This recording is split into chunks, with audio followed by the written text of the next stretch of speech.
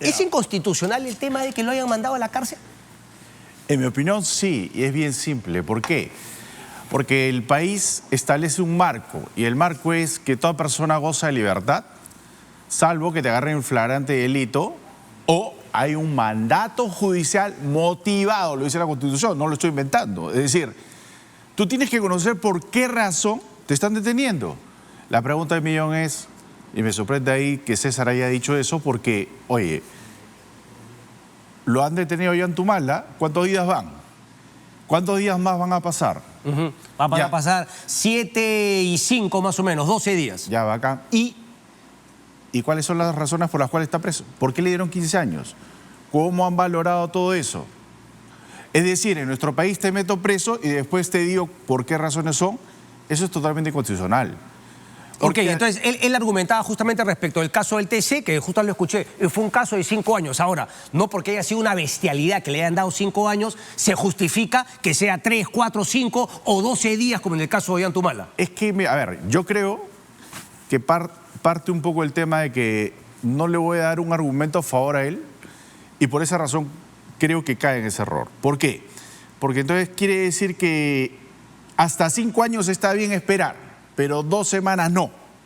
Oye, un momento. No, él dice que 5 años fue una locura. Pero claro, pero ¿qué? Pero dice que 12 días sí sería normal. Eso es lo que plantea. Entonces hay que tirar los dados. Entonces, 20 días también me parece bien. Pero entonces, mejor, ¿sabes qué? Después del Día de la Madre. Claro, yo diría que el que puede más, puede menos. Si te demoraste 5... Es que eso va inclusive contra lo que estableció la Corte Interamericana de Derechos Humanos, que César saca muy en cara eso. Entonces, a ver, no se trata de debatir porque César no está acá, pero correcto. El tema en concreto es, oye, ninguna persona puede ser privada de su libertad sin un mandato. Y la segunda pregunta que deberíamos hacernos es, ¿y por qué no han tenido la sentencia lista? ¿Por qué crees tú?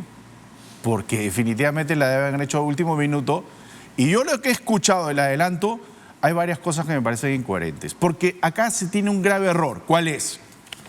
El grave error es... ¿Vas a empezar con las primeras incoherencias? ¿Incoherencia 1 o es un preámbulo primero? Es un preámbulo. Okay. ¿En qué sentido? Fíjate. Dale. El sentido es, fíjate, si yo sé que voy a llamarte a una lectura de sentencia y tengo que tener claramente articulado cuáles son las situaciones por las cuales te voy a declarar culpable. Ahora, acá, ¿cuál es el error? En general, no lo hablo solo en este caso, que se cree que muchos es mejor, es decir, más palabras, más tinta es mejor, cuando un razonamiento puro es más entendible, porque acá se hablan kilómetros de kilómetros. Por ejemplo, yo no entendí cuando se dijo el adelanto por qué, como tú dices, cuál es el origen ilícito. Y eso no se necesita ser abogado, es decir, oye, a ver, en el caso de Ollantumala y cualquier otro más, ¿cuál es el origen ilícito de los fondos? Y como tú bien lo decías, si la Fiscalía se sentó a hablar con estos patas, le hubiera dicho, oye, a ver, lo primero, que es vital para todos mis casos, es determinar que me demuestres cuál es el origen ilícito y cómo fue, para que nadie me refute, porque era más que obvio que todo el mundo le iba a refutar sobre el origen ilícito, porque Odebrecht, como tú decías, era una empresa que se reflejaba en negocios lícitos, entonces, mudos. Entonces la pregunta es, ¿cómo va a sacar los jueces esa situación? No se puede suponer, no se puede tratar de buscar y aparentar y decir, lógico. Oye, ¿sabes qué? Yo creo que esos gemelos, tú te los has sacado de tu papá. Está bien, pues, pero ¿sabes qué? Esas son suposiciones, ¿te das cuenta? Pero en el derecho se prueba y en un juicio más aún. Y en este caso es cómo probaron eso. La Fiscalía fue rotunda porque acá... El estándar es más allá de toda duda razonable. Y es que ahí viene el problema. Más vale pájaro en mano que ciento volando. Cuanto más alucinado es la imputación de la Fiscalía, más fregado es demostrarlo. Y ahí viene el detalle. Como tú bien decías, ¿era tal vez más sencillo por un tema de corrupción? Sí, claro. Pero se fueron por lavado de activos porque finalmente todo estaba vinculado al tema. Pero bueno, a ver, entonces, para ir redondeando, ¿te parece que el tema de la inconstitucional de haberlo metido preso directamente va? ¿Te parece que un habeas corpus puede corregir eso? Pero ¿Se claro, puede presentar un habeas corpus? Claro, si yo fuera juez le daría fundado. ¿Y por qué no lo han presentado ya? ¿Sabes si lo han presentado yo? Sí, ya lo presentó, ¿cómo se llama? Wilfredo Preaza lo informó el día miércoles. Ok, pero eso se tendría que ver en 2 o 3 días. Es decir, lo ha agarrado Semana Santa, pero nuevamente lo van a mecer. Nuevamente, O sea, indefensión, porque no pensemos en Ollanta, pensemos en cualquier ciudadano. Indefensión frente a la justicia. Pero claro, es que un habeas corpus es, oye, claramente... Sí, lo puedes hacer a mano incluso. Pero claro, pero además es... Cualquier juez le podría decir, a ver, dígame, ¿por qué este señor? A mí que alguien me diga dónde está en el código que te puedes demorar 15 días en darle una sentencia a alguien estando preso. Nadie te va a poder sacar de ese artículo. Porque están interpretando en contra de la persona. Ok, pero entonces, por favor, yo retrocedo un poco y declaro mi ignorancia.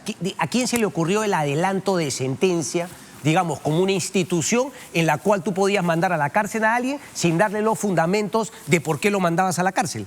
No hay eso. Están confundiendo huevo con ceviche. Y te voy a explicar por qué. La regla, y acá lamentablemente en nuestro país, como tú lo has dicho, todo se hace la excepción y todo el mundo quiere crear el caos para que al final de cuentas diga, ya no importa. Para que todo el mundo lo sepa, a mí solamente me puedes detener en flagrancia o por un mandato motivado al juez. Esa es la regla. Se aplica en todos lados. 2, si tú me llevas a juicio, la regla es que luego de las etapas que hay dentro del juicio, al final me llaman a una audiencia y me leen la sentencia. Y ahí está el fallo. O, mejor dicho, no hablemos del fallo, porque ahí vamos a ver que hay una peculiaridad. La decisión que ha llegado el juez penal unipersonal o el juez penal colegiado. Hay que aclararlo, ¿ah? Porque esto es un juez de primera instancia. Sí. Esto no va a llegar a la Suprema de manera ordinaria. Quien va a ver esta apelación es la sala de 3 jueces. Esto se llama juzgado penal colegiado. Ok, ¿ya? Interesante, porque juzgado penal colegiado, no es que va a ir a la Suprema, eso es incorrecto. Los que han dicho eso es incorrecto. Va juzgado penal colegiado. Creo que lo que han planteado es que recién la Suprema, dado el nivel, digamos, de los jueces en instancias más abajo, es un poco lo que plantean, ¿no? Sería la Suprema quien por la calidad, qué sé yo, podría finalmente definir. Pero claro, me queda claro, porque en temas civiles es solamente unipersonal. Sí, pero en lo penal, cuando tú tienes que la pena mínima es superior a 7 años... Va a un colegiado. Y acá por eso le han apuntado a lavado de activos, porque no hay ningún delito contra la administración pública que sea colegiado. Todos los delitos contra la administración pública los ve siempre un juzgado penal unipersonal. Ok. Entonces, si te das cuenta ahí, acá esto lo va a ver la Sala Penal Nacional. Entonces, si te das cuenta, ellos podrían determinar que está mal el fallo de primera instancia y revocar, y ahí quedó. Ok, entonces, contra lo que uno normalmente considera es que la primera instancia es un juez, un juzgado unipersonal, la segunda es un colegiado de 3, ¿no? Una sala de 3, y la Suprema son 5, ¿verdad? Así es. Correcto. En este caso particular, por tratarse de lavado de activos, es por la gravedad, una sala de 3, la que ha sentenciado, la segunda instancia va a ser también una sala de 3, y finalmente subiría a la Suprema. De manera excepcional mediante un recurso de casación. Si la Suprema lo acepta o no. Y ahí viene un detalle curioso. En el caso Nadine, ella ya había presentado para decir, oye, mediante una excepción de procedencia de acción, yo quiero que me saques porque yo no encajo dentro del tema de funcionario público. La Suprema le dijo, no, tú te quedas. O sea, ya este caso ya lo vio de manera indirecta la Suprema. Entonces, quieranlo o no, el fondo puede variar. Pero también, esa fue la misma casación respecto a la que se generó el debate en el cual Vela le pidió a San Martín que se inhibiese. Porque también, parece que sí. Porque también se llegó a ver el tema de si es que la Suprema podía ver en casación si es que esto era lavado de activos. Y finalmente, a pesar de la chilla y que también lo acusó Vela Barba, San Martín, etcétera, etcétera, finalmente dijeron, bueno, sí, que esto se ve en el juicio y volverá ya a llegar a nosotros, pero que primero se resuelva. Ese fue el mismo caso. Me parece que sí. Okay. O sea, San Martín no se inhibió. Listo, perfecto. Tenemos entonces que te parece que es inconstitucional y que un habeas corpus debería corregir. Ahora, ¿cambiaría la decisión de ese juez teniendo el precedente de la fuga de Nadine Heredia? Porque es fuga al fin y al cabo. Es decir, se abstrae de la justicia, ¿ok? Y pide un asilo político que es otorgado por Brasil. No, por partes ahí. ¿Por qué razón? Porque fíjate, la regla es que el juez tiene que tener su sentencia, es decir, tiene que hacer su tarea. Esa es la regla. ¿Qué dice la ley? Oiga, si por lo avanzado de las diligencias, mira lo que te dice, de manera excepcional, usted podría postergar la lectura de la sentencia y solo decir el fallo, ojo, el fallo, cuando por la hora, la complejidad del caso, lo que fuere, es decir, tienes todos tus apuntes. Es como que yo te dijera, oye, Cristian, quiero que todo lo que has hablado hoy día, todos tus apuntes, lo que tienes ahí, me lo pongas en blanco y negro para poderle dar a todos para que lo lean, ¿ok? Pero tú lo tienes ahí, ¿te das cuenta? No es que te lo estás inventando. Entonces hay que poner en blanco y negro. Pero la ley no dice, y tómate todo el tiempo que quieras. Te dice, oye, ojo, esto hay que hacerlo en un tiempo no más de 8 días. Pero acá ha coincidido. ¿Dice 8 días la norma? 8 días sí. Okay. Dice, pero ahí viene el detalle, pues. Es que te han jugado al filo del final del partido, pues, porque viene Semana Santa. Han pues. jugado con eso. Y eso está mal, pues hay que decirlo claramente, eso está mal, eso es incorrecto. Porque la regla es que han debido detener. Ahora, punto aparte. ¿No? ¿Dice algo de detenerlo al pata? No, no dice nada. No dice nada. El adelanto no dice eso. Punto aparte, después que te lee la sentencia condenatoria, todo lo relacionado a la sentencia condenatoria, la ley dice, oiga, si luego de que usted leyó la sentencia condenatoria, porque hablan del fallo, y acá creo que la ignorancia es que creen que el fallo es el resultado de la decisión, y cuando sale el fallo es todo, cuando tú haces el fallo, es decir, la sentencia, y claro, yo te digo, mire, ya te leí todo, te digo, oye, yo puedo apreciar que te puedes ir y todo por el fallo, te ejecuto provisionalmente la sentencia. ¿Te das cuenta? Pero eso fue lo que hizo el colegiado respecto a Ollanta Humala y Nadine. No, porque no ha tenido la sentencia. Eso lo puedes hacer cuando tengas la sentencia. Es más, es una facultad. Es más, para que tú te des cuenta, ¿te acuerdas del caso de Urtecho? Michael Urtecho, está Ya. fugado. ¿Y a cuánto lo condenaron? 20 y tantos años, creo. Ya, pero él hubo adelanto de sentencia. Pero también es increíble. Hubo adelanto, y no le dieron, ¿por qué? Porque él había estado con comparecencia, había estado en libertad. Pero es que ahí viene otra cosa, o sea, es que a ver, hay que entenderlo. Uno dice, no, pero se puede fugar. Un momentito, ¿dónde está la policía? A eso quería ir. ¿Quién debió pedir el resguardo? O sea, el colegiado, conociendo que venía un fallo condenatorio para las dos personas, o una sentencia condenatoria, sobre todo para Ollanta Humala y Nadine, porque además se absolvieron a otros. A eso te refieres con la diferencia entre fallo y sentencia condenatoria. Así es. El fallo general, que también absolvió, y sentencia condenatoria para Ollanta Humala, Nadine, y creo que unos cuantos más. ¿A quién le correspondía decir, oye, si viene el fallo condenatorio, hay que prever que no se me vayan a fugar? Se supone que... ¿Quién debió pedir eso? Se supone que trabaja... La Fiscalía. Se supone que la Fiscalía trabaja con la policía. Y acá lo hemos hablado. Se supone... Hay buenos efectivos policiales. Pero ahí viene el detalle, pues, mi amigo. No hay que ser ingenuos tampoco. El gobierno. El gobierno, pues, pero el gobierno, el ministro del Interior, ¿quién le va a dar el go para que vigile los actos? Porque tú crees que ese mismo día salió Nadine a la Embajada de Brasil. Ahí especulo. Yo no creo. ¿Tú crees que estaba desde antes? Yo creo que sí, porque, a ver, ¿tú crees que se le pasan las tortugas a la policía? Bueno, se podría verificar eso con cámaras, me imagino, ahí de la Avenida Pardo, Comandante Pinar. Actualmente va a ser más de la medianoche en Sao Paulo. Sí. Ya, pues, date cuenta la hora. O sea, Ok, listo. Entonces, todo este tema, ¿te parece que así finalmente sí está hablado y que este gobierno incluso ayudó, por eso el salvoconducto tan rápido? Pero claro, yo estoy de acuerdo contigo. Oye, ¿yo estoy obligado a darte el salvoconducto? Sí, pero no quedarme callado. Decirte, Exactamente. oye, ¿sabes qué? Te estás metiendo en un tema. Porque ahí viene la otra pregunta. ¿En qué momento la señora es perseguida política? Si siempre le fue otorgado el derecho de defensa, siempre tuvo la posibilidad de participar en todos lados. Claro, no es ninguna perseguida política, pero te llama la atención que el gobierno haya de alguna manera admitido la teoría de Brasil de ser una perseguida política, no al haberle dado el salvoconducto, sino el no haber protestado. Sí, claro, porque, a ver, porque date cuenta, el tratado dice que es improcedente cuando hay hechos delictivos y no se trata para asegurar a delincuentes. O sea, ese es un punto. Y además, se otorga el salvoconducto. Yo no soy internacionalista, pero sé derecho. Y algo tiene de razonabilidad el derecho, y tú bien lo sabes. El derecho no se basa en lo absurdo. Y es que, ¿cuál es la ratio del asilo? Y es proteger a la persona. Y en ese sentido tú puedes tener que en este caso en concreto, esta persona debería haber estado en una persecución política, está en riesgo su integridad física, su salud. Y eso no se daba. Ok.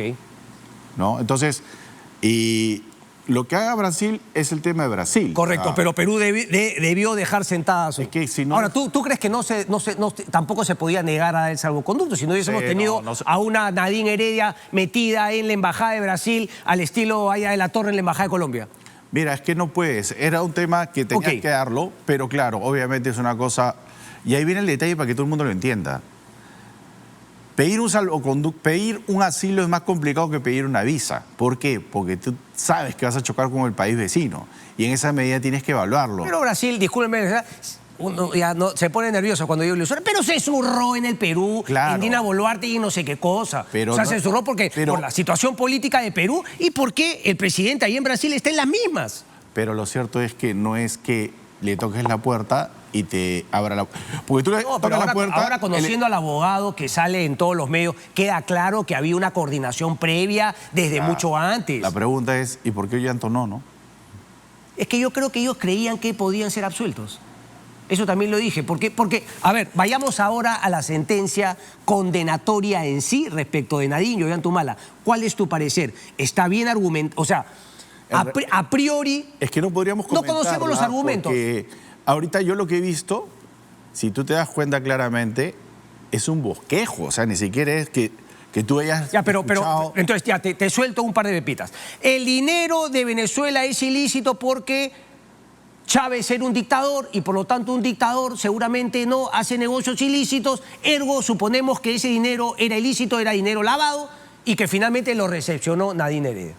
Primer concepto. Y lo mismo para Barata y Odebrecht.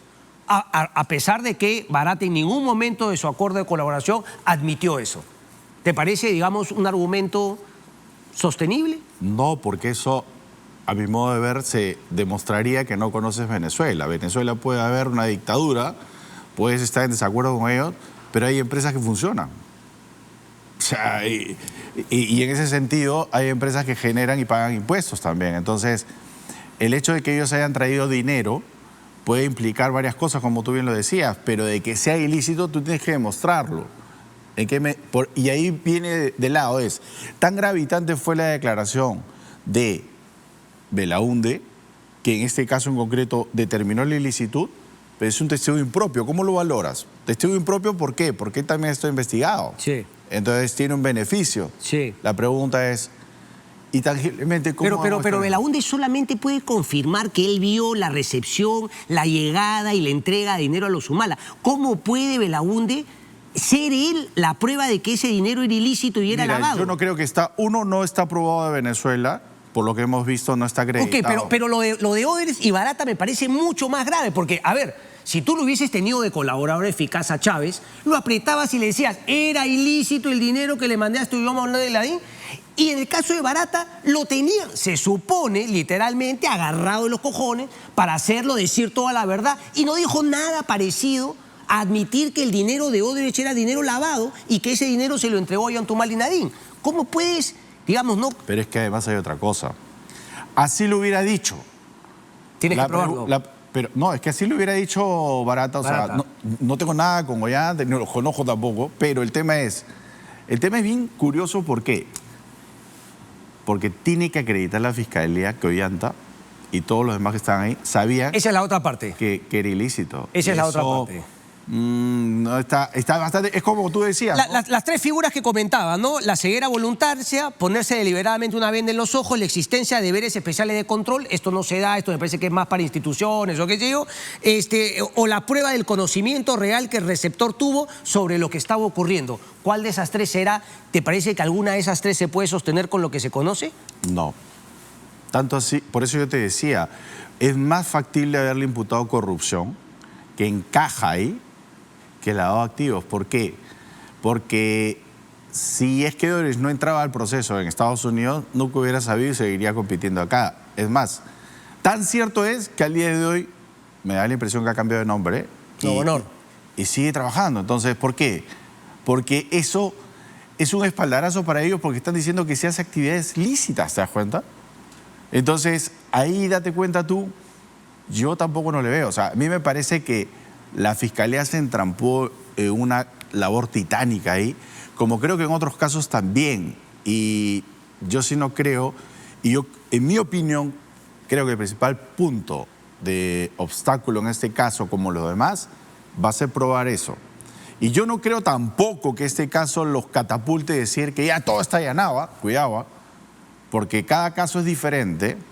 ¿A qué te refieres? ¿Al espejo que hacen entre el caso Ollantumala Nadine y Cócteles? Sí. ¿Por qué? Porque en Cócteles, mira, Keiko nunca ha sido funcionaria. Y ahí estás hablando de aportes de campaña, básicamente.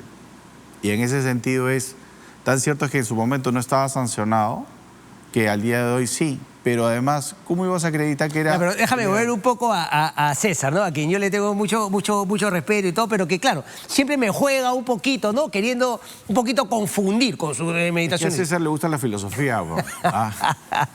Claro, a ver, repíteme por favor, ¿por qué crees que el caso Cócteles nunca fue, pero él sostiene que es un tema en lo que se investiga? No es si es que era un aporte de campaña o no, era, que me parece válido, si es que en una campaña política se puede lavar activos. Y vaya que se puede lavar activos. Pero eso no fue el origen del caso cuando lo presentó la Fiscalía. Pero la pregunta es, siempre y cuando tú supieras que se están metiendo fondos ilícitos a tu campaña, ¿no? Ok. ¿Y cómo lo pruebas? Lo que ha sucedido aquí a través de la sentencia... Pero a mí me parecía, perdón que interrumpa, que debe haber mucho dinero ilícito que se ha lavado en campaña. Hablo del dinero ilegal, hablo del narcotráfico. Esos serían casos verdaderos para investigar respecto de congresistas, funcionarios que han utilizado dinero y que seguramente se va a utilizar en la campaña el 2026. La tala ilegal, la minería ilegal, el narcotráfico van a inundar la campaña política con dinero que van a lavar candidatos políticos. ¿Es que somos muy ingenuos o es que...? Pero estamos metidos en el tema de Cócteles y de Ollanta. Es que es un buen distractivo también, porque al fin y al cabo, ¿cuántos partidos políticos tienes para las próximas elecciones? Es que esa es una máquina, o sea, el dinero negro va a estar feliz con 42 partidos políticos que le permitan lavar plata. Y nadie dice ni pito de eso. Además, porque estamos metidos en Cócteles y en Ollanta. Es que entre tanta verborrea de leyes, ¿te acuerdas que sacaron el proyecto para que puedas recibir fondos de cualquiera, pero con un tope? Entonces, ¿sabes qué? Ya esto es un descontrol legalizado. Entonces, el tema es, al final, no vas marcando la pauta. O sea, de hecho, han modificado de tal forma las leyes que evitaban esto, que al día de hoy Pepe El Bido está feliz, pues. Y simplemente el peatón de a diario es el que está fregado. Entonces, este Congreso, ahora salimos un poquito del caso de Ollanta, este Congreso, vaya que también ha puesto de su parte para permitir que los dineros ilegales sigan inundando la política. Totalmente. O sea, eso es fundamental para que la gente se mosquee respecto de que va a ser la próxima campaña. Totalmente. O sea, mira, te han clavado, según ellos, vamos a tener 130 diputados, 60 senadores como mínimo. Ya tenemos ahí nomás 190 rancanquín. Ya, y los asesores, ¿cómo va a ser la repartición? Y ellos van a hacer el teje y el maneje. Entonces, hemos avanzado. ¿Tú sientes que este periodo hemos avanzado? Algo? Todo el abajato ha sido morderte la cola y caerte más abajo. No se ha avanzado con lo que se pudo hacer de corregir la manera como se licitan las obras públicas, qué empresas vienen al Perú a querer finalmente hacer inversiones en nuestro país. Todo ha sido para mal. Ahora, y este Congreso se ha encargado de... Hay que decir algo, La señora presidenta ha sido coherente y su canciller también. Porque si mañana más tarde a ella la vacan y la persigue, va a tocar la puerta de la embajada y va a decir, oye, yo también era perseguida política. Porque no se ha opuesto, ¿te das cuenta? Ni siquiera ha dicho nada. Ni siquiera que le gusta hablar tanto ha hablado y ha dicho nada de este caso. Ya, pero ningún país tiene que sumirse a una cobertura. Es decir... No hay precedente. No hay precedente así para el asilo, es finalmente... Pero 1 más 1 es 2, pues si no es Brasil será México, ¿no? O Venezuela. Vladimir Padilla, un placer como siempre. No, muchas gracias a ti.